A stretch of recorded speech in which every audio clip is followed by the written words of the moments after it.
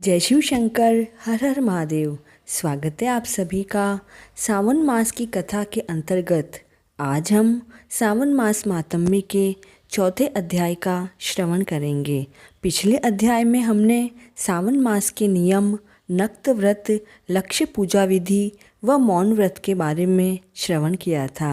आज के इस अध्याय में धारण पारण, रुद्रवर्ती व माणिक्यवर्ती व्रत विधि के बारे में श्रवण करेंगे।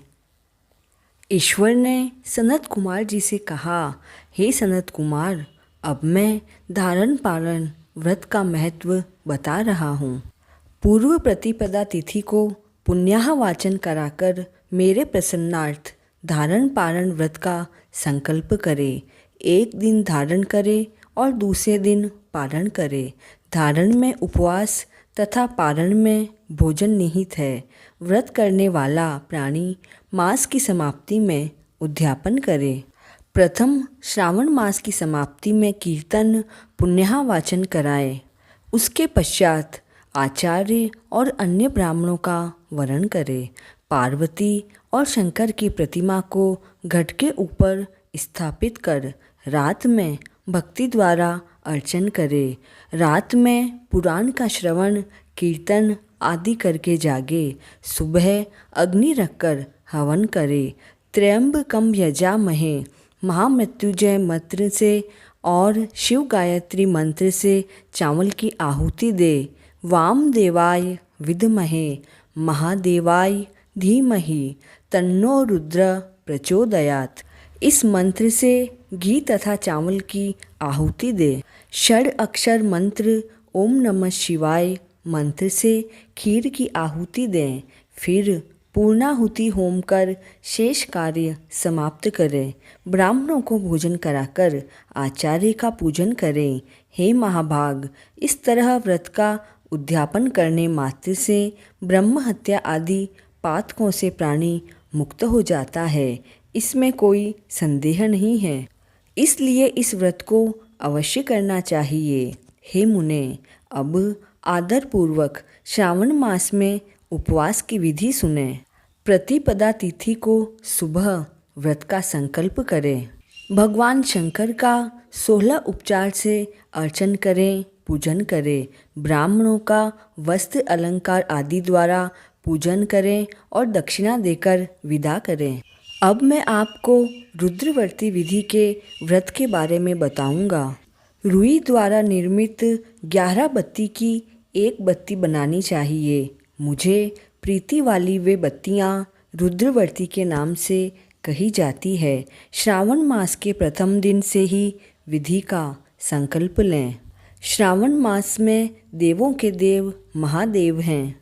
भक्ति पूर्वक मैं प्रभु शिव की 1,00,000 बत्ती से आरती करूँगा। यह संकल्प कर रोजाना 1000 बत्ती द्वारा पूजा करे। समाप्ति पर 71,000 बत्ती से आरती करे या रोजाना 3 सहस्त्र बत्ती द्वारा आरती करे।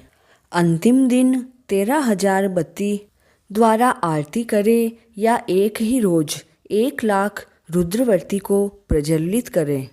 घी में भीगी हुई बत्तियां भगवान शिव को अति प्रिय होती है। संसार के स्वामी प्रभु शिव शंकर का अर्चन करे तथा कथा श्रवण करे।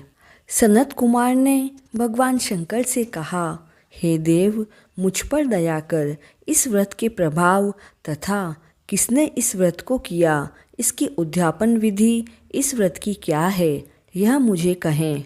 भगवान शंकर ने सनत कुमार जी से कहा, हे ब्रह्मपुत्र, यह व्रतों में श्रेष्ठ रुद्रवर्ती व्रत महान पुण्य देने वाला तथा संपूर्ण उपद्रव का नाश करता है। प्रीति तथा सौभाग्य को देने वाला है। पुत्र पौत्र तथा समृद्धि को देने वाला है। भगवान शंकर को अत्यंत प्रिय है और उत्तम शिवलोक को देने वाला है। तीनों लोकों में रुद्रवर्ती के तुल्य अन्य श्रेष्ठ कोई व्रत नहीं है। इसकी एक पुरातन कथा कहते हैं। क्षिप्रा नदी के तट के सुंदर किनारे रमणीक उज्जैनी नाम की एक पुरी है। उस पुरी में सुगंधा नाम वाली बहुत सुंदर वेश्या थी। सुगंधा ने युवा पुरुषों तथा कई ब्राह्मण पुत्रों के धर्म को भ्रष्ट किया। उनके आभूषण आदि लेकर धिक्कार कर दे उस वेश्या ने उन्हें निकाल दिया।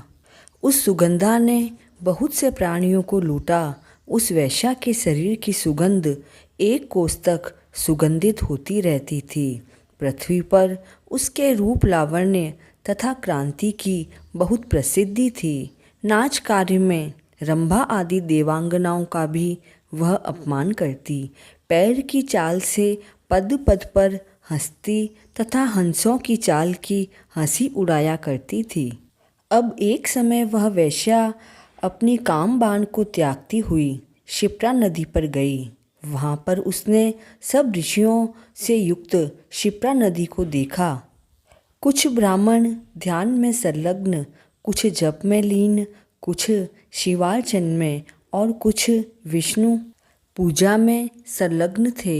हे महामुने, उन सभी के मध्य मत्स्य ऋषि वशिष्ठ को उस वेश्या ने देखा। उनके दर्शन मात्र के प्रभाव से उस वेश्या की बुद्धि धर्ममय हो गई।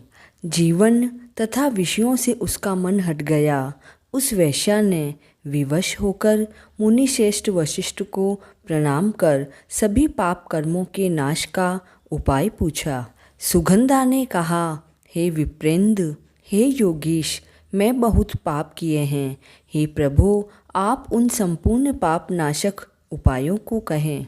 वशिष्ठ मुनि ने उस वेश्या के कर्मों को जानकर आदर से उस वेश्या से कहा, हे भद्रे, एकाग्रचित होकर सुनो।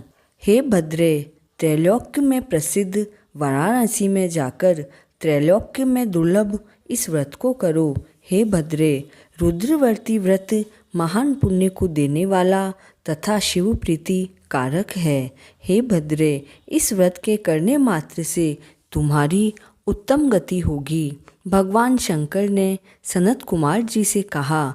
इस तरह सारी विधि सुनकर वह वेश्या खजाना, नौकर तथा मित्र को साथ लेकर काशीपुरी गई। वहाँ पर वशिष्ठ जी के आदेश अनुसार व्रत किया। वह वेश्या पंच भौतिक देह के सहित भगवान शंकर के शरीर में लय हो गई। जो भी स्त्री इस दुर्लभ व्रत को करती है और जिस वस्तु की इच्छा करती है वह उसे निश्चित ही मिलती है। हे सुब्रत, माणिक्यवर्ती विधियों के मातम्य को सुनो। हे विप्रेंद्र, माणिक्यवर्तियों के व्रत करने मात्र से स्त्री मेरे अर्दासन की हिस्सेदार होती है। वह स्त्री महाप्रलय अंत तक मेरी प्रिया होकर निवास करती है। व्रत पूर्ति के लिए इसकी व्रत उद्यापन विधि को कहूँगा। सबसे पहले पार्वती के सहित शंकर की प्रतिमा को स्थापित करे। शिव प्रतिमा सोने तथा वृषभ प्रतिमा चांदी की निर्मित हो। विधि द्वारा अर्चन करके रात्रि में जागे। प्रातःकाल सविधि नदी में स्नान करे। भक्ति द्वारा आचार्य का वरण करे तथा 11 ब्राह्मणों के सहित घी, पायस एवं बिल्व होम करे। तत्पश्चात रुद्र सूक्त, रुद्र गायत्री या मूल मंत्र से हवन करे। पूर्णाहुति कर आचार्य आदि की पूजा कर 11 श्रेष्ठ सपत्नीक ब्राह्मणों को भोजन कराए। इस तरह जो स्त्री व्रत करती है वह संपूर्ण पापों से रहित हो जाती है। सभी स्थापित सामग्री ब्राह्मणों को देनी चाहिए, जिससे हजारों अश्वमेध यज्ञ का फल प्राप्त होता है। इस तरह श्री स्कंद पुराण के अंतर्गत ईश्वर सनत कुमार संवाद में श्रावण मास महात्म्य का 4था अध्याय पूर्ण हुआ। जय शिव शंकर।